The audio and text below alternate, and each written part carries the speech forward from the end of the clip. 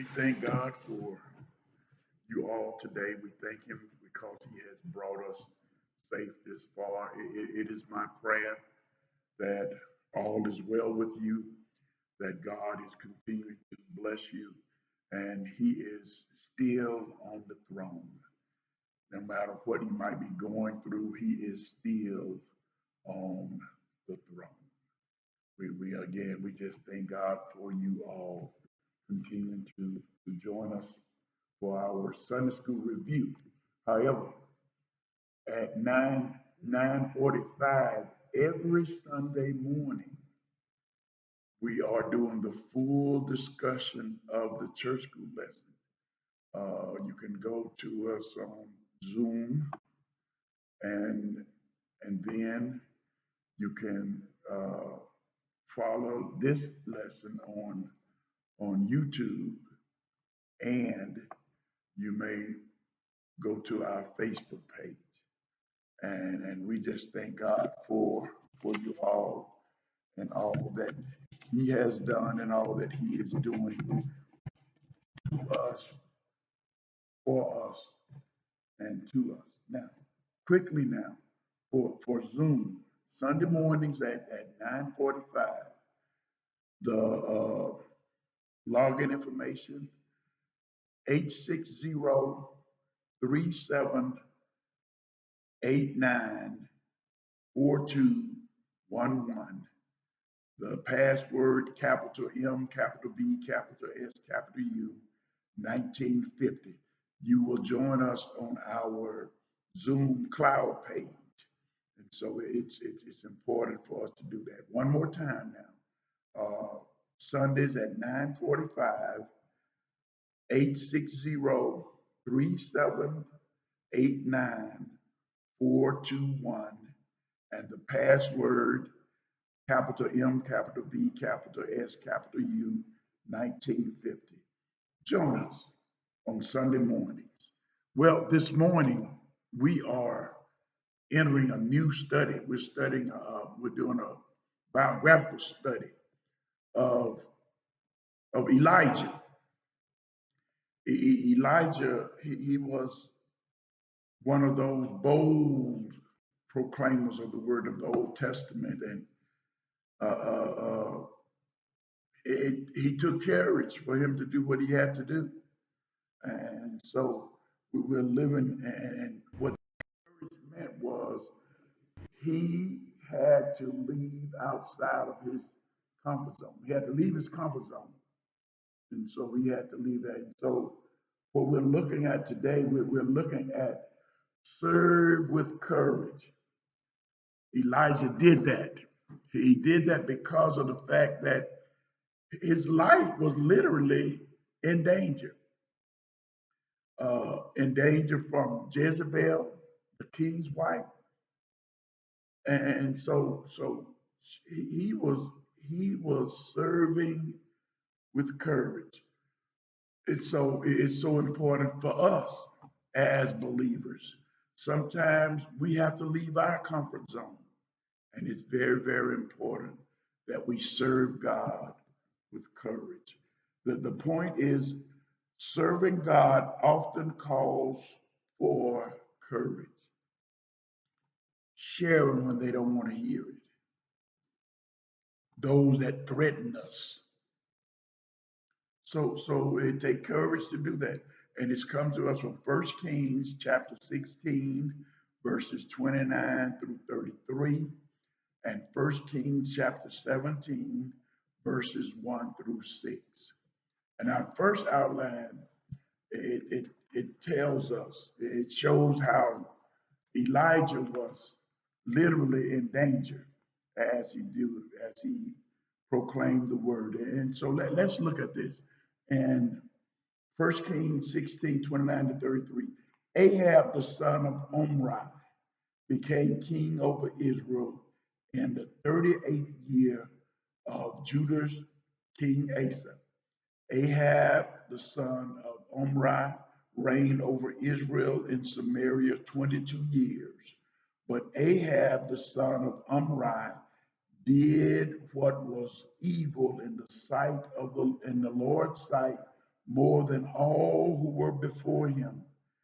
Then, as if following the sin of Jeroboam, the son of Nebat, were not enough, he married Jezebel, the daughter of Ethabel, king of the Sidonians, and then proceeded to serve Baal and bowed and worshiped him. He set up an altar for Baal in the temple of Baal that he had built in Samaria. Ahab also made an Asherah pole. Ahab did more to anger the Lord God of Israel than all the other kings of Israel who were before him. So Ahab was something else. Now, you see how he joined forces with another evil person. Now, I need to remind you now, Ahab, he followed in the footsteps of his dad, Omri. In 1 Kings 16 and verse 25, listen to what it says. Omri did evil in the eyes of the Lord and did worse than all who were ever before him. And it says the same thing about Ahab. Ahab did the same thing. So if they did worse than the people before them, that says something about them. They were really, really evil. And Elijah had to proclaim the word to him and to the culture around him. So recognize when others oppose God and his authority. See, Ahab, Jezebel, they didn't want to recognize our God. They want to recognize their God. Their God was Baal. And because their God was Baal, that's who they served. That's who they paid homage to.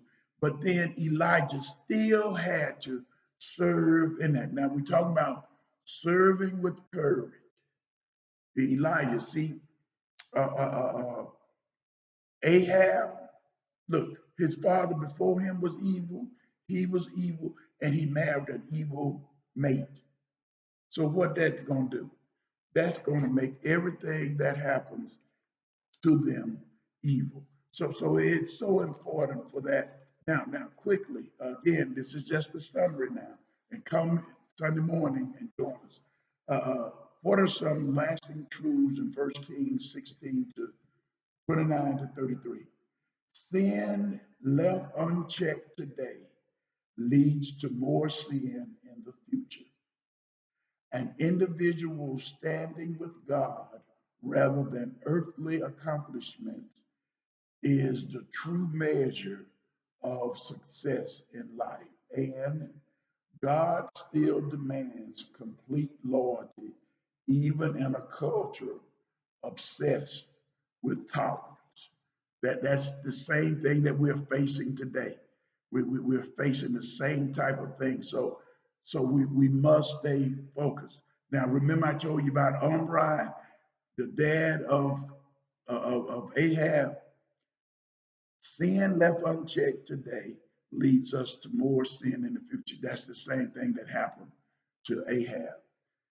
His dad sinned, he sinned, and he married a sinful woman. And so it's so important that we follow what God has told us to do. The next outline, 1 Kings 17 and 1. Now, Elijah, this is where we're introduced to Elijah. Now, Elijah the Tishbite from Gilead Sellers said to Ahab, as the Lord God of Israel lives, in whose presence I stand, there will be no dew or rain during these years except by my command. So, so Elijah had to go tell this evil king this. Tell him that the heavens are going to shut up. No rain, no dew, no nothing. So he had to tell them that. And look, listen, stand against the lies and false belief of the culture. You got to stand firm. We can't give in to this. We cannot give in to this. Now, Elijah, he was a settler. He was one who lived in Gilead. And he made a proclamation. He told the king, Ahab, that unless I say it, it's not going to rain or no dew is going to fall on the earth. And you know what that led to? That led to a famine. That led to a famine for 3.5 years, 3 years and 6 months. And so at his word, that's what God told him to do. Listen to this. The lasting truth here says God will always raise up individuals who will stand courageously for him. Next, God refuses to share his glory and his honor with anyone or anything. Christians are called to demonstrate that God is real and working through his people. And God's people have a responsibility to speak his truth to the world around us. So it's so important for us, no matter what you face, we still have to stand on the truth. We have to stand on the truth in 2021. We have to stand on the truth. The marriage, it is between a man and a woman. I don't care. I ain't no alternative. God said a man and a woman. All these other things, they're just not, they're just falsities that people want to believe, and they will not stand. They will not stand. So it's very, very important. The third outline, uh, 1 Kings 17, 2-6, it says, Then the word of the Lord came to him. Leave here, turn eastward, hide at the Wadi Cherim, which is the brook, where it enters the Jordan. You are to drink from the Wadi, which is the brook. I have commanded the ravens to provide for you there. So he proceeded to do what the Lord commanded. Elijah left and lived at Wadi Chered, where it enters the Jordan. The ravens kept bringing him bread and meat in the morning and in the evening, and he would drink from the Wadi. That is the brook. All right. Most translation says the brook Chered. So Wadi brook. So God sustains us as we obediently exercise courage. See, it's dry, but God gave him direction, told him to go down to the brook, drink from the brook. I have assigned ravens to feed you in the morning and in the evening. So we have to trust God that he will do what he said that he will do. And it's very, very important for us to do that. God will sustain us. And later on, he provided a widow woman to take care of Elijah. And so all we need to do is be obedient to what God tells us to do. Lasting truth to 1 Kings 17, 2-6. God faithfully supplies the needs of those who faithfully serve him. Be faithful. Secondly, God may lead individuals away from the spotlight to prepare them for greater service. And as the Lord of all, God can use whatever means necessary to protect and provide for his people. Now I need to say a thing too about the ravens. Now the ravens are scavengers, but God made them to provide. He made them providers for Elijah. And so as we serve with courage, sometimes it's going to get hard. Sometimes we're not going to know which way to turn, but keep on serving. May God richly bless you, my beloved.